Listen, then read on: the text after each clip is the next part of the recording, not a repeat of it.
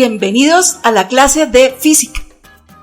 Hoy conoceremos qué es el movimiento parabólico, sus elementos, características y la aplicación a la solución de problemas. Te recomiendo tener a tu alcance el cuaderno de física, lápiz, borrador y elementos de geometría. Ubica un lugar de trabajo organizado, con buena iluminación y libre de distracciones. Ahora, falta que adiciones un alto grado de interés y actitud para conseguir un excelente aprendizaje. Empecemos. ¿Qué es el movimiento parabólico? Primero recordemos que en las primeras clases se analizó el movimiento que puede darse siguiendo una trayectoria rectilínea, donde un móvil puede desplazarse a la derecha, a la izquierda, hacia arriba o hacia abajo. El movimiento rectilíneo uniforme MRU nos permite describir los movimientos a la izquierda o a la derecha, mientras que el movimiento rectilíneo uniforme variado MRV nos permite describir el movimiento de tiro vertical hacia arriba o hacia abajo, bajo la acción de la gravedad. Recordemos que esta acción corresponde a una aceleración que permite que la velocidad de caída de un cuerpo aumente a medida que cae o que disminuya a medida que sube. Todos hemos visto el vuelo de una pelota de fútbol cuando es lanzada al arco, el de una pelota de béisbol, o de una pelota de tenis, o baloncesto, o de golf. ¿Qué tienen en común? Que todos son lanzados con un ángulo de inclinación y con una velocidad inicial mayor que cero, y en su movimiento describen una línea curva similar a una parábola. Este movimiento es conocido como movimiento parabólico, tiro oblicuo o movimiento en dos dimensiones. El móvil o cuerpo lanzado es llamado proyectil. Para su estudio y análisis se considera que este es el resultado de la composición de dos movimientos, uno horizontal y otro vertical, que actúan de forma simultánea, pero que se deben analizar de forma separada. Usaremos igualmente el plano de coordenadas XY como referencia para hacer su representación gráfica. Ahora veamos con más detalle cada uno de estos movimientos. El movimiento horizontal, que lo asociamos con el eje X. Este movimiento se comporta como un movimiento rectilíneo uniforme, donde se conserva la velocidad inicial del lanzamiento en el eje de las X, que va a ser constante entonces durante todo el tiempo de su recorrido, y finalmente el proyectil se desplazará a una distancia en el eje de las X que puede identificarse como alcance horizontal. El movimiento vertical se comporta como un movimiento rectilíneo uniforme variado. Este movimiento está bajo la acción de la gravedad y se comporta como un movimiento de tiro vertical. La distancia recorrida se asocia con el eje Y y representa la altura que alcanza el proyectil. Observemos las siguientes animaciones. ¿Cuáles son los elementos del movimiento parabólico? Y representa la posición del proyectil en cualquier punto de su trayectoria en el movimiento vertical. X representa la distancia horizontal recorrida en el movimiento y se conoce como alcance horizontal. V0 representa la velocidad inicial de lanzamiento, que debe ser un valor mayor que 0. V0x y V0y representan las componentes rectangulares del vector velocidad en el eje X y en el eje Y respectivamente. Ymax representa la altura máxima que puede alcanzar el proyectil en el eje Y.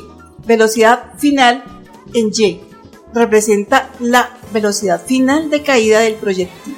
Alfa es el ángulo de lanzamiento y se mide respecto a la horizontal, o sea, el eje de las X. G corresponde a la aceleración de la gravedad, que en el movimiento rectilíneo uniforme variado, para describir el movimiento vertical, representa la aceleración de la gravedad, que corresponde a 9,8 metros por segundo cuadrado. T representa el tiempo hasta alcanzar la altura máxima en Y. 2 por t representa el tiempo total del vuelo del proyectil. Analicemos el movimiento. Una vez que el proyectil es disparado, este empieza a subir siguiendo una trayectoria parabólica con una velocidad v sub 0y que empieza a disminuir por acción de la gravedad hasta convertirse en 0 metros por segundo. En este punto, el proyectil alcanza la altura máxima. Después, por el mismo efecto de la gravedad, empezará a descender, aumentando su velocidad hasta caer con una velocidad igual a la velocidad inicial en y con que inició su movimiento. ¿Cómo resolver problemas? Vamos a revisar el siguiente problema. Un proyectil es disparado por un cañón con una velocidad de 400 metros por segundo y un ángulo de 30 grados. Como se muestra en la figura, determine A, el tiempo de vuelo del proyectil, B, la altura máxima del proyectil, C, el alcance horizontal obtenido, D, la velocidad con que cae el proyectil. Lo primero que debemos analizar es que el vector velocidad inicial de lanzamiento del proyectil tiene un módulo de 400 metros por segundo y una dirección de 30 grados. Esto se representa gráficamente en un plano de coordenadas XY. Veamos la figura mostrada. Aplicamos la trigonometría y procesos algebraicos para despejar las variables v sub 0 en y y v sub 0 en x.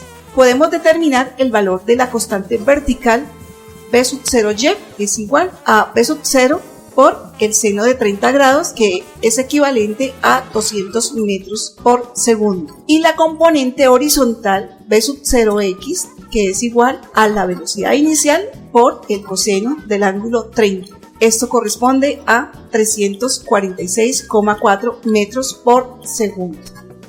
Ahora podremos empezar a determinar el valor del tiempo de vuelo del proyectil. Para determinar la ecuación más adecuada debemos tener en consideración los datos conocidos y el dato por conocer.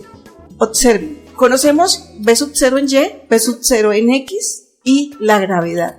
Además, sabemos que la altura máxima se alcanza cuando v sub y es igual a 0. La ecuación que mejor se acomoda a la situación es velocidad en y es igual a la velocidad inicial en y menos la gravedad por el tiempo. Hacemos los reemplazos y finalmente despejamos la variable t. Para calcular el tiempo total de vuelo basta con duplicar esta cifra. Por lo tanto, el tiempo que dura el proyectil en su movimiento hasta llegar a su destino es de 40,8 segundos. Hallemos ahora la altura máxima que alcanza el proyectil. Anteriormente hemos calculado el tiempo en el que alcanza esta altura máxima, que resultó ser 20,4 segundos. Escogemos la ecuación que nos permita hallar la altura o distancia en el eje Y, conociendo el tiempo v sub 0 en y y la gravedad. Una de las ecuaciones puede ser y es igual a v sub 0 en y por el tiempo menos la gravedad por el tiempo al cuadrado sobre 2. Se hacen los reemplazos respectivos y las operaciones. La altura máxima alcanzada por el proyectil es de 2038,74 metros. Hallemos ahora el alcance horizontal.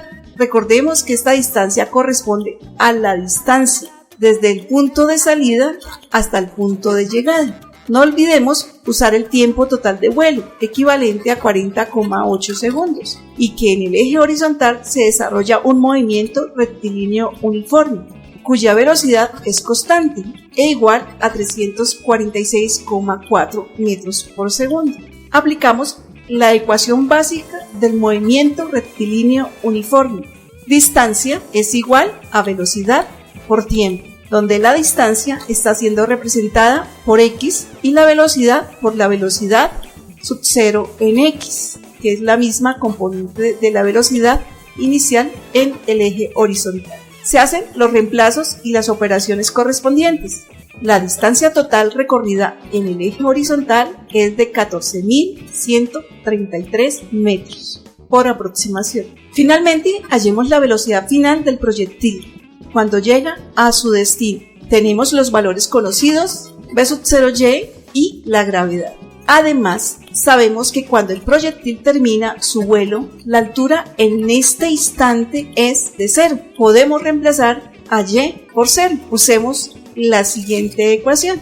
Velocidad en y al cuadrado es igual a la velocidad sub 0 en y al cuadrado menos 2 por gravedad por altura.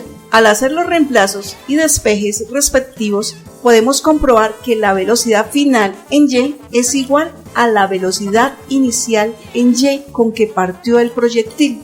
Por lo tanto, la velocidad final es de 200 metros por segundo. Con esto hemos terminado la explicación de los conceptos básicos del movimiento parabólico. Los conceptos explicados también se aplican al movimiento semiparabólico. Se debe considerar que el proyectil es lanzado desde una altura, siendo esta la altura máxima. En la próxima clase analizaremos las gráficas con que se describe este movimiento. Velocidad versus tiempo, distancia versus tiempo y aceleración versus tiempo. Los invito a repasar los apuntes y aplicar estos conocimientos en la solución de más situaciones problema.